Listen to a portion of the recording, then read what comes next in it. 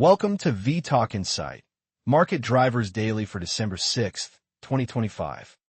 With a near-certain Federal Reserve rate cut colliding with an investment-led growth upswing and a messy geopolitical realignment, today's market drivers are tightly intertwined. Let's start with how the growth picture is evolving beneath the surface of strong headline data. The growth backdrop is increasingly defined by investment rather than just consumer momentum.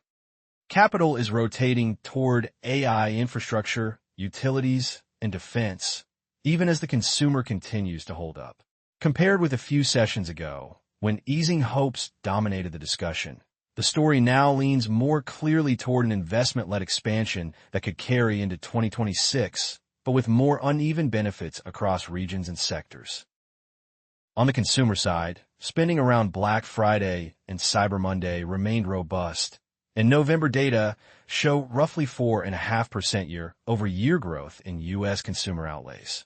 Forecasts for U.S. GDP now cluster between about 2.4% and 4% next year, and holiday sales across the economy are estimated to be up as much as 4%, helped by expectations of tax rebates and renewed fiscal support after the government reopening. Company-level data reinforce this strength. Ulta Beauty rallied sharply on a strong earnings beat, with 13% sales growth driven by Korean beauty products and the Space NK acquisition, highlighting still healthy discretionary demand. At the same time, AI-driven shopping platforms are seeing usage jump close to 300% at the start of the holiday season, pointing to an accelerating digital transition in retail that could sustain top-line growth even if volumes slow. Financials and smaller companies are also leaning into the growth story. Bank of America, for example, expects net interest income to grow 5 to 7%, well ahead of an industry running closer to 2 to 3%, thanks to balance sheet repricing and organic expansion.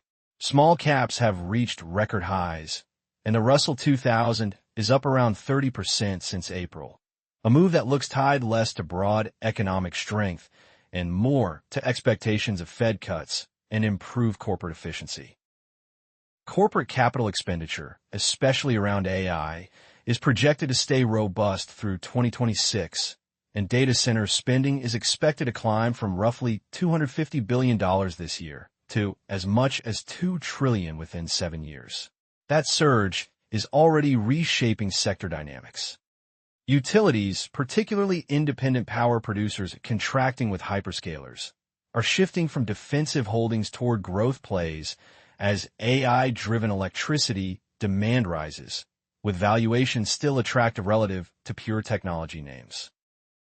Outside the U.S., the growth picture is broadening. Investors are increasingly favoring Japan and Europe into 2026, citing Japanese corporate reforms and a gradual cyclical recovery in Europe supported by fiscal expansion and lagged central bank easing.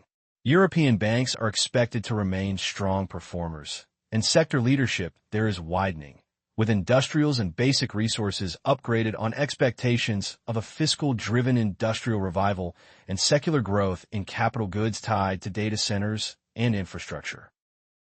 Commodity and infrastructure stories round out the growth narrative.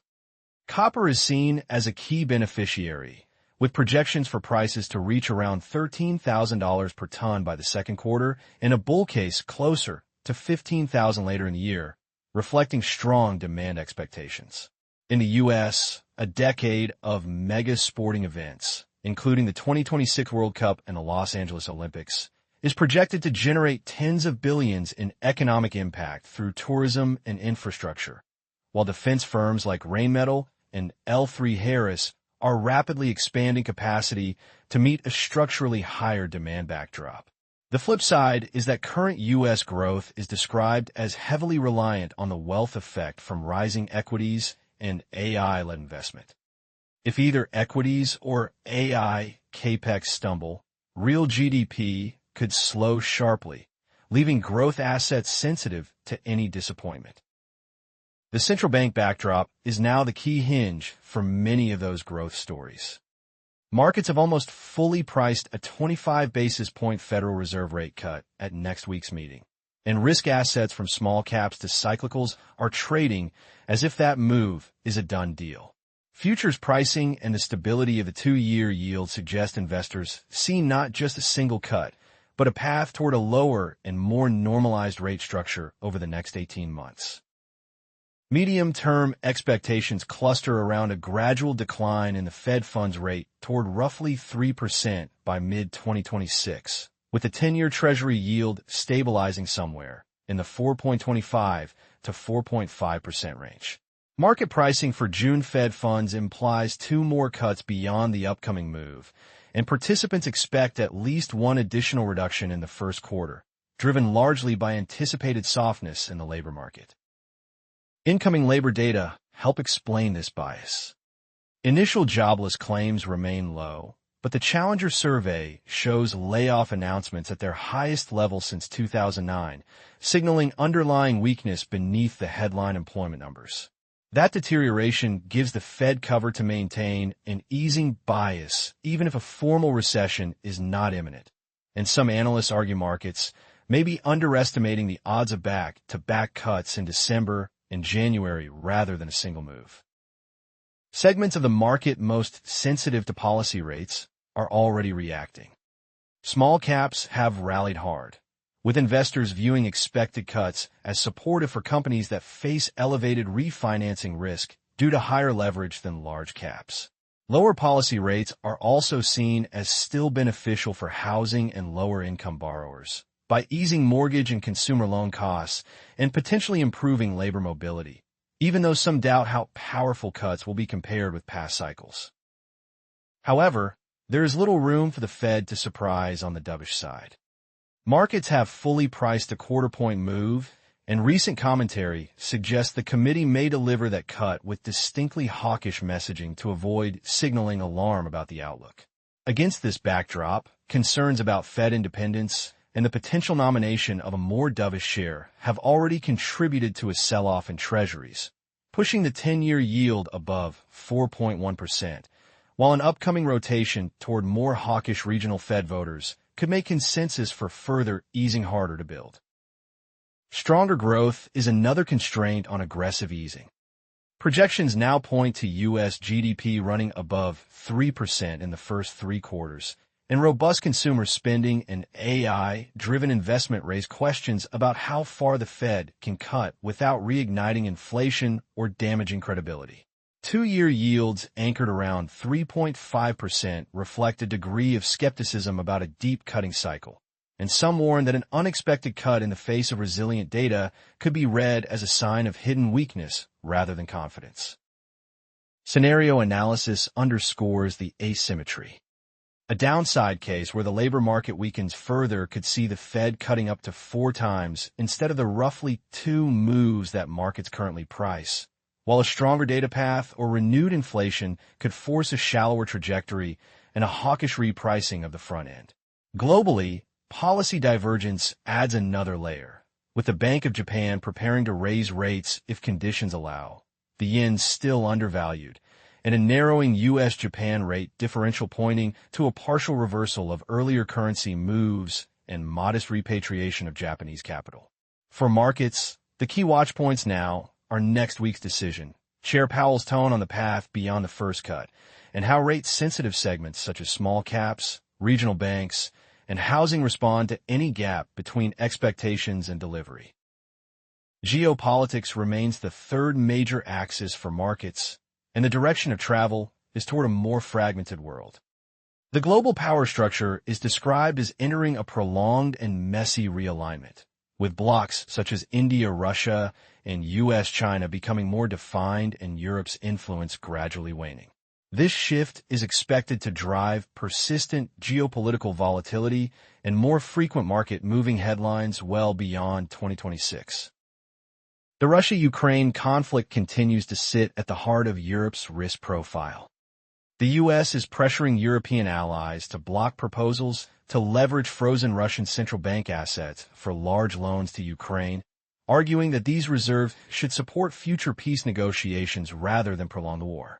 Within Europe, debates over seizing assets, particularly in jurisdictions like Belgium, face significant legal and political hurdles, raising concerns about restitution claims and leaving the EU under pressure to finance Kyiv through increased common borrowing if asset plans stall. At the same time, European defense spending is undergoing a structural shift. Germany's defense budget is now at its highest since the Cold War, and companies such as Rheinmetall are building 13 new factories and diversifying into naval systems, satellites, and drones to address capability gaps. Programs like the European Safe Defense Investment Scheme are seen as effective catalysts, with calls for a second round to further accelerate capacity. But political uncertainty in core countries like Germany and France is pushing term premia higher and raising risk for European equities, especially in defense, industrial, and tech sectors. European banks sit at a sensitive intersection of these trends. Supervisors highlight that, despite strong profitability and share performance, the sector remains highly exposed to external shocks from escalating geopolitical tensions and to domestic vulnerabilities, such as German commercial real estate. Investors have responded by increasing allocations to traditional safe havens. Gold demand has picked up as talk of seizing Russian assets has intensified, while the U.S. dollar has shown signs of weakening despite intermittent periods of economic strength. Trade and technology frictions add another dimension. EU digital regulations, including the Digital Services Act, are perceived as disproportionately targeting U.S. tech firms, and the resolution of steel and aluminum tariffs is now tied to progress in these regulatory disputes, suggesting trade barriers could persist until digital policy issues are addressed. Elsewhere, persistent U.S. tariffs on India and the deepening of India-Russia economic ties highlight a broader trend toward supply chain diversification and de-dollarization. While geopolitical competition over advanced chips and rare earths is evident in moves such as the upgrade of MP materials on rising strategic concerns. Energy and AI security are increasingly part of the same conversation. U.S. policy is emphasizing energy dominance, seeking to boost exports to allies and reduce dependence on adversarial suppliers, even as record oil production is maintained through efficiency gains rather than more drilling. In parallel, U.S. technology firms are expected to retain leadership in the global AI race. But ongoing disputes over chip access and export controls mean that growth trajectories for companies like NVIDIA and state-backed Chinese champions are closely tied to geopolitics. For portfolios, this landscape points to structurally higher geopolitical risk premia, more dispersion between winners in defense, infrastructure, and critical materials, and losers in politically exposed sectors and regions. To wrap up, growth is tilting toward an investment-led cycle powered by AI infrastructure, utilities, defense, and large upcoming events, but it rests heavily on continued equity strength and capex follow-through. At the same time, markets are treating a quarter-point Fed cut as almost certain and are already focused on the depth and pace of easing into 2026, leaving limited room for dovish surprises and a higher premium on communication and labor data. Overlaying this is a structurally more volatile geopolitical backdrop, from Ukraine funding debates and European defense rearmament to trade frictions and resource security, all of which are feeding sector dispersion and safe haven demand. This video is for information only and is not investment advice. Visit and subscribe to vTalkInsight.com for latest interactive market insights.